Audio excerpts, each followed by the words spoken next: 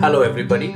So, this is not a sponsored video, but I am speaking based on my own experience.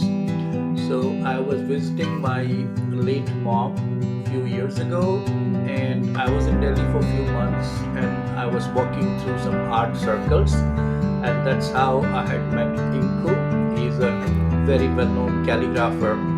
Great guy, little shy, so he had invited me to one of his free calligraphy workshops, and I attended it. I loved it. I met great people there, and it became a great part of my experience in New Delhi.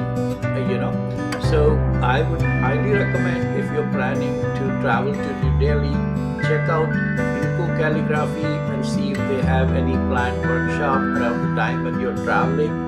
I promise you, it'll become a great, travel experience for you, and you'll be able to meet some good people as well. So, and if you like this video, please subscribe, like, share, and I will see you in my next video.